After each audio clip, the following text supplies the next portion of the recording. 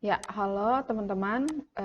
Jumpa lagi dalam video pembahasan tentang reasoning di sesi kedua ini. Nah, di sesi kedua sini kita akan mengawali dengan tentang metode inferensi dengan rule. Nah, kalau di tahap sebelumnya di sesi 1 itu kita bahas beberapa metode dari reasoning, ada deductive reasoning, inductive reasoning, ada abductive reasoning, ada common sense reasoning, dan yang kita bahas kali ini adalah tentang metode inferensi dengan rule.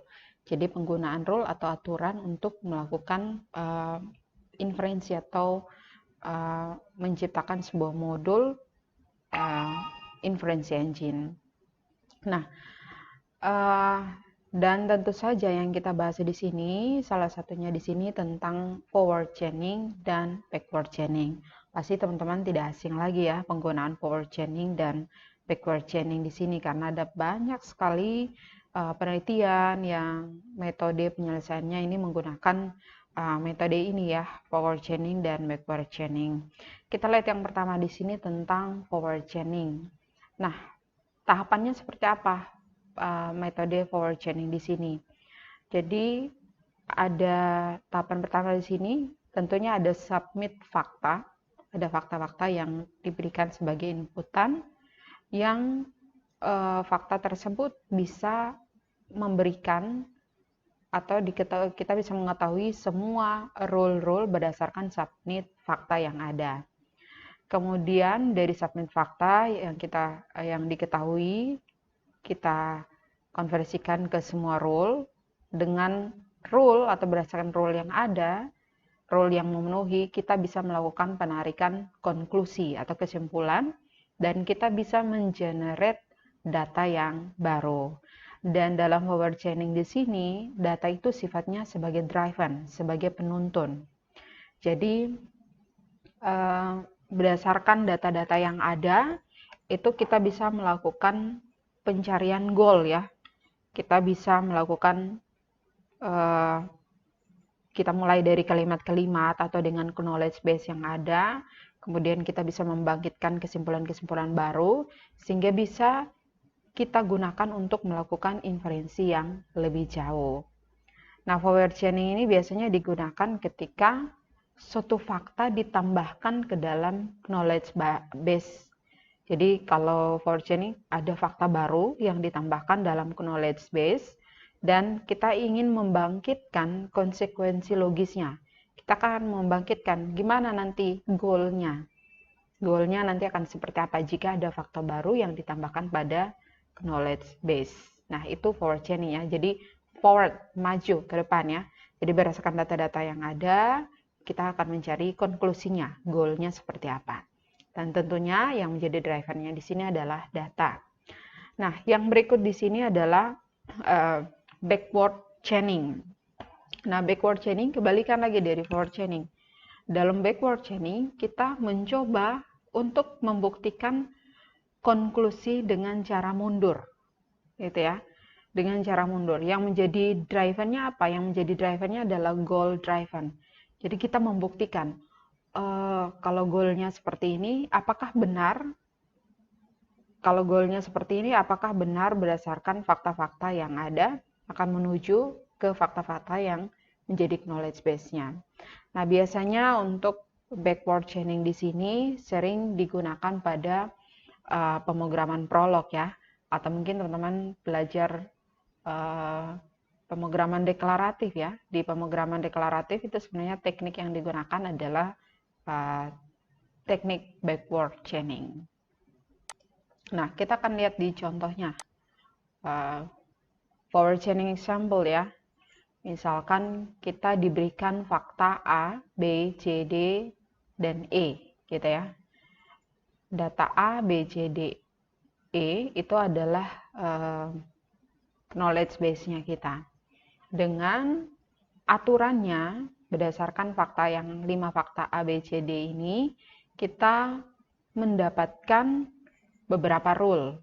Misalkan rule pertama, if Y and D, then Z.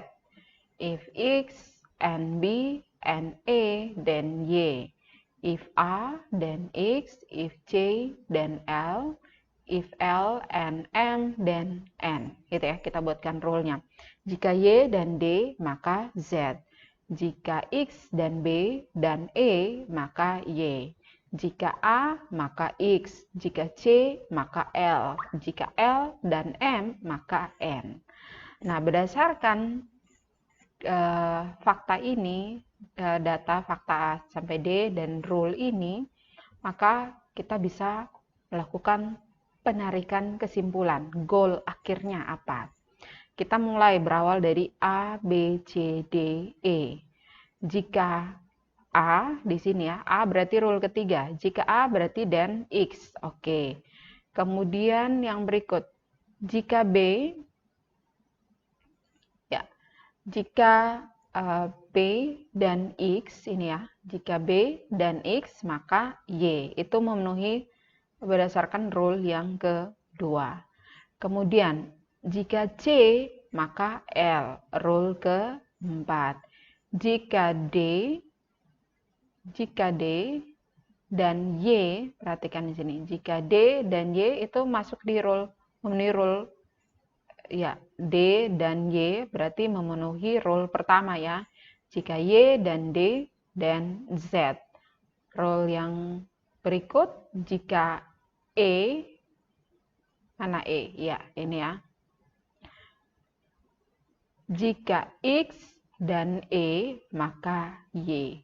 Maka yang menjadi goalnya di sini adalah Z, gitu ya. Oke, jadi ini tahapan dari forward chaining. Nanti ada contoh konkretnya ya, kita lihat. Next, ini contoh dari backward chaining example. Nah, backward chaining example di sini yang menjadi drivernya itu adalah goal-nya ya. Kita punya beberapa role. Role-nya di sini seperti ini ya. Beda ya, teman-teman. Sebentar.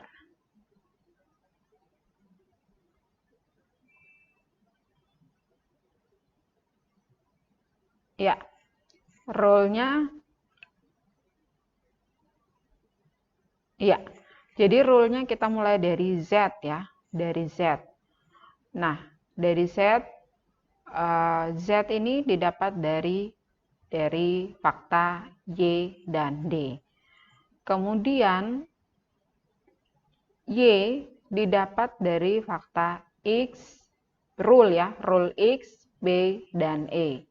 Kemudian dari X itu didapat berdasarkan fakta A. Kemudian B dia berdasarkan fakta dari B ya. Kemudian E juga dari fakta E, D dari D. Jadi dengan demikian maka Z ini, goal yang ada ini itu berdasarkan 4 fakta. Yaitu fakta A, B, D, dan E. Itu ya. Oke. Next.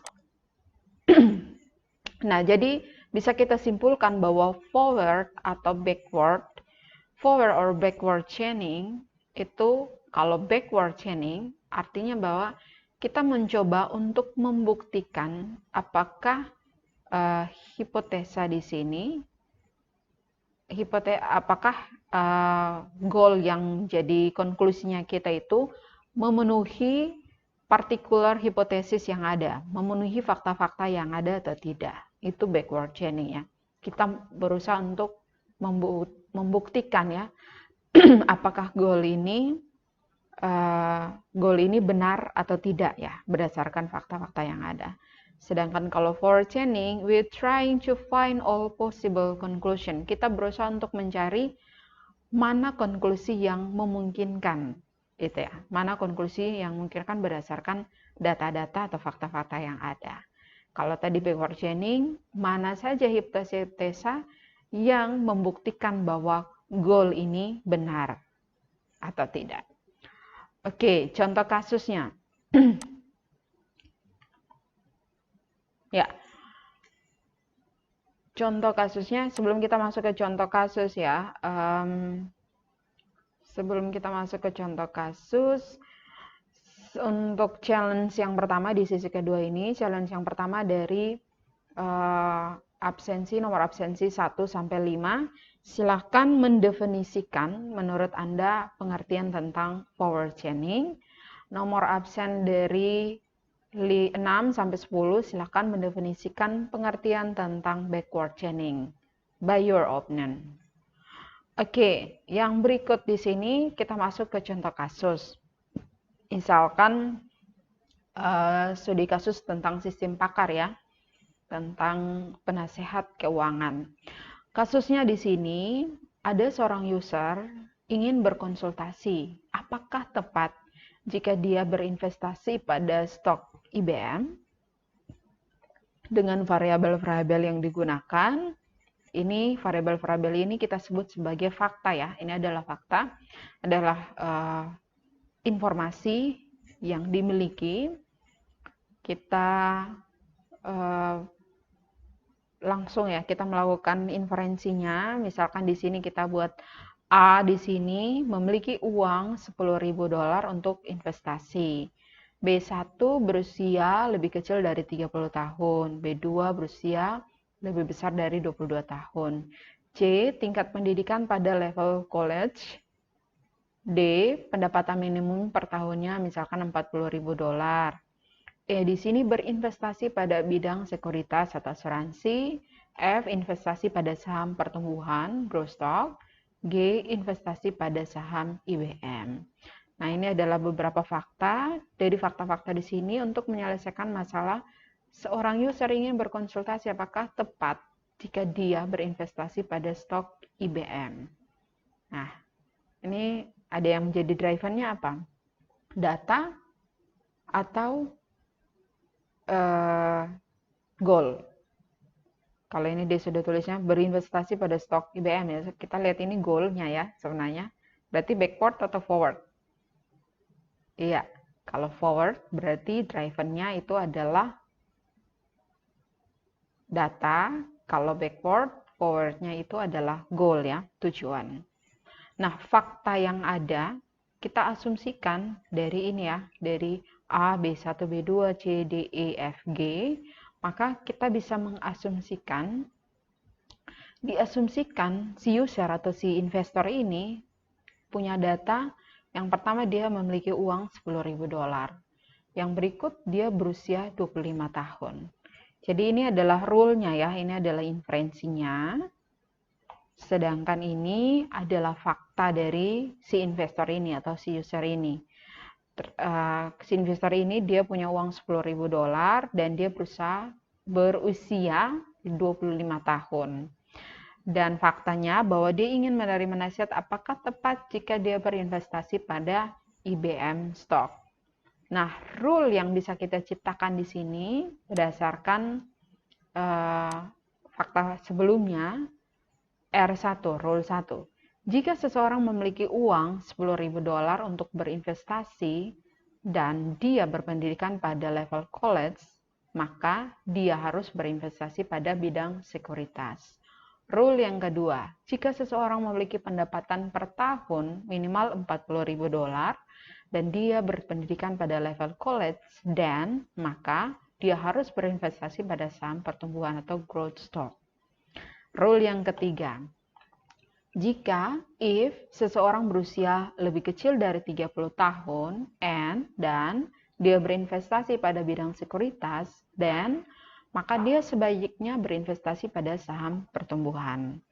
Rule keempat, seseorang berusia lebih kecil dari 30 tahun dan lebih besar 22 tahun, maka dia berpendidikan kuliah ya. Rule yang kelima, jika seseorang ingin berinvestasi pada saham pertumbuhan dan saham yang dipilih adalah saham IBM. Nah, ini rule 5 ini tepat ya, saham IBM ya, karena tadi faktanya itu adalah apakah dia bisa berinvestasi pada saham IBM ya. Oke, nah maka dari rule yang tersedia seperti ini kita bisa buat rule simplification-nya, jadinya lebih simpel ya. Jadi kita menarik, ini adalah Ini yang disebut dengan inferensi ya. Ini inference engine ya. Jadi kita menarik informasi yang baru berdasarkan informasi-informasi sebelumnya, gitu ya. Jadi lebih simpel. Ya tujuannya ya nanti ketika nanti implementasi di program, software, agentnya itu malah lebih gampang ya, karena kita sudah punya model seperti ini. Jadi kalau teman-teman lihat ini berdasarkan cerita contoh kasus seperti ini dengan variabel-variabel seperti ini, kemudian fakta yang kita dapat seperti ini, ada faktanya dia memiliki uang $10.000, berusia 25 tahun, kemudian kita punya kita yang menjadi driver ini adalah stok ya, ini backward ya, dia ingin meminta apakah tepat jika berinvestasi pada IBM stock. Dari kemudian ada rule-rule yang tersedia. Rule-rule yang tersedianya seperti ini. Tentunya ini kita ambil berdasarkan fakta ya, berdasarkan aturan yang terjadi pada sistem yang berjalan pada perusahaan ini. Kemudian kita bisa mengambil rule simplification-nya. Jadi R1 if A, NC, dan E. Gitu ya. Kayak di sini. If seseorang memiliki uang $10.000 untuk berinvestasi.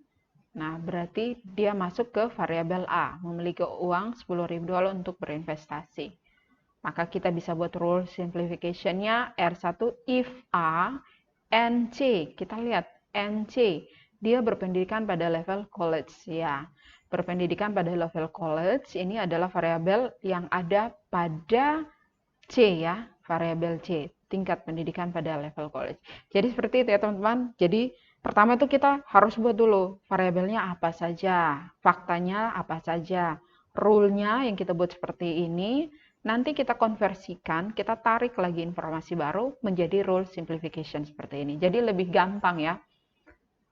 Jadi ada 5 rule yang bisa diciptakan. If A, NC, dan E, if D, NC, dan F, if B1, NE, dan F, if B1 and B2 dan C, if F dan G, gitu ya. Itu ada rule-rule-nya. Oke, maka solusinya kalau kita pakai forward chaining, maka kita akan mengawalinya start with A. Kita akan mengawalinya mulai dari fakta pertama. Fakta pertama di sini adalah A, gitu ya. Apakah fakta pertama ini nilainya benar, gitu ya. Jadi step pertama atau step pertama kita mulai dari rule pertama. Faktanya bernilai true atau false ya. If A nilainya true, and then C, then E, gitu. Nilainya benar atau salah? Benar, true ya, because ya ada pada step kedua ya, nilainya true ya. Kemudian ini masuk ke step kedua ya, konklusi akhirnya. Untuk konklusi sementaranya itu adalah E ya. Kita lihat di sini E-nya apa nih? E di sini investasi pada bidang sekuritas. Nah, tapi masuk pada step yang ketiga, kita lihat kalau faktanya hasil konklusi sementaranya itu adalah E, maka kita akan berpindah pada rule ketiga. Jika B di sini, nah ini memang harus ditampilkan semua ya, bisa jika E ya, investasi pada bidang sekuritas ya. Kalau tadi kesimpulan di step kedua, dia harus berinvestasi di bidang sekuritas. Nah, berarti kita masuk ke step yang berikut itu yang sesuai dengan hasil dari step kedua. Step ketiga, kita ambil rule ketiga. Jika dia berinvestasi pada saham sekuritas ya. Iya. Dia masuk ke step kedua, step ketiga, if B and E dan F. Nah, konklusi F ini sama dengan rule yang kedua. Ini ya. F di sini konklusinya investasi pada saham pertumbuhan atau growth stock. Gitu ya. Kemudian dari step 4 di sini ya. Dari step 4 di sini F, maka dia akan berpindah ke step terakhir di sini. Karena hasilnya dia konklusinya itu adalah berinvestasi pada saham pertumbuhan atau growth stock. Maka yang memenuhi rule berikutnya di sini adalah rule yang kelima. Rule yang kelima, if F then G. Jika seseorang ingin berinvestasi pada saham pertumbuhan, maka saham yang dipilih adalah saham IBM. Maka memenuhi rule yang kelima, if F then G. So, artinya dari forward chaining di sini, goal akhir yang didapat adalah user atau si investor ini dia akan harus melaksanakan konklusi yang didapat itu adalah variabel G, investasi pada saham IBM. Benar ya, user tersebut. Fakta yang diminta di sini dia akan meminta nasihat ya, apakah tepat jika berinvestasi pada stok IBM? Benar ya, berdasarkan fakta. Tepat sekali jika dia berinvestasi pada IBM stock. Oke, nah itu teknik dari forward chaining ya. Jadi berdasarkan fakta-fakta yang ada. Sekarang kita lihat lagi jika solusinya dengan backward chaining. Nah, kalau solusinya dengan teknik backward chaining, maka yang menjadi driver di sini bukan fakta A ya. Kalau tadi kita mulai dengan fakta A, kita start dengan variabel A. Sekarang kita start dari variabel G karena goalnya di sini adalah berinvestasi pada saham IBM. Nah, berarti step yang pertama maka dimulai dari variabel G ini ya. Dari G, maka dia akan membuktikan apakah benar G di sini dia akan memenuhi variabel F. If true, maka ini akan menjadi step yang kedua. Step berikutnya dia lihat kembali lagi ke dia lihat lagi yang menjadi konklusi F. Konklusi F yang memenuhi di mana? Yang memenuhi itu di rule 2 dan rule 3. Itu menjadi step 3-nya. Ya. Di step 3 dia ini lakukan backtracking ya. Ini yang namanya backtrack. Dia kembali dari konklusi, dia akan kembali ke fakta. Dari F ini dia akan lihat apakah memenuhi pernyataan dari variabel B ya dan E. Dari E di sini, dari ini sudah step 4. Ya, step 4 kemudian masuk lagi ke step 5. Jadi variabel B terpenuhi dan variabel E. Nah, variabel E ini adalah konklusi dari rule R1. Maka dia berpindah ke rule R1 dan melihat faktanya. Apakah fakta bersifat bernilai true? Fakta di sini di rule 1 itu adalah variabel A dan variabel C. Oke, variabel A sudah tidak ada lagi konklusi yang hasilnya adalah variabel A, maka dia periksa di variabel C. Mana lagi rule yang punya konklusinya variabel C? Di step 5, dia berada di rule 1, dia lakukan backtrack dan melihat di rule 4. Karena rule 4 ini konklusinya adalah variabel C. Dari variabel C, maka dia mendapatkan fakta yang terakhir adalah B ya. Oke, maka kalau B seperti ini, maka dia memenuhi fakta yang dimiliki oleh si user atau si investor ini.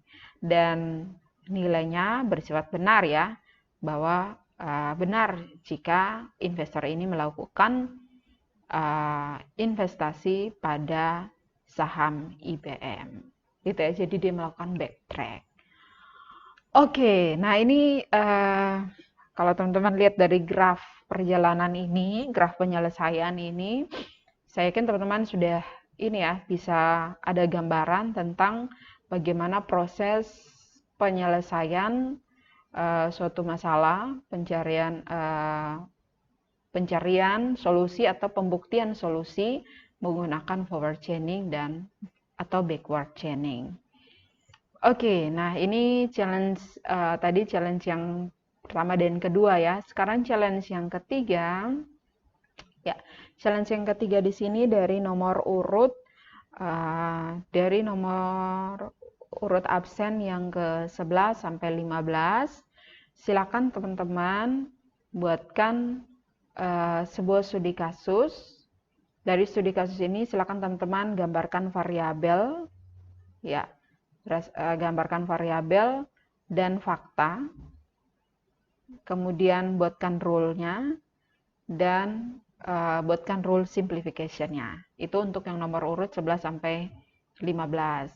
Challenge yang keempat, teman-teman yang dari nomor absen 16 sampai 20, challenge-nya dari jawabannya teman-temannya Anda yang nomor absen 11 sampai 15, silakan teman-teman lanjutkan ke penyelesaian. Boleh teman-teman pakai forward chaining atau backward chaining dengan menggambarkan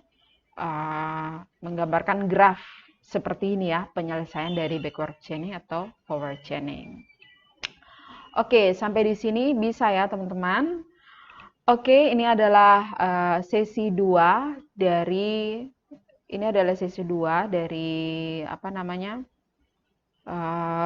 reasoning ini, lebih khusus ke backward chaining sama forward chaining. Nah, ini kan baru di absen 15 sampai 20 ya. Challenge yang berikut yang nomor absen yang dari berapa ya?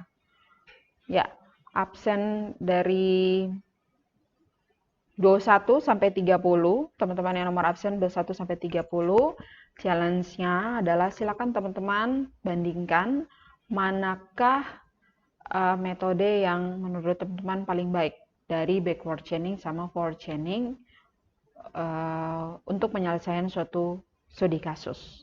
Gitu ya, silakan dijelaskan, silakan dijabarkan. Oke, itu saja untuk sesi yang kedua ini. Selanjutnya kita akan masuk di sesi yang ketiga di video selanjutnya. Terima kasih.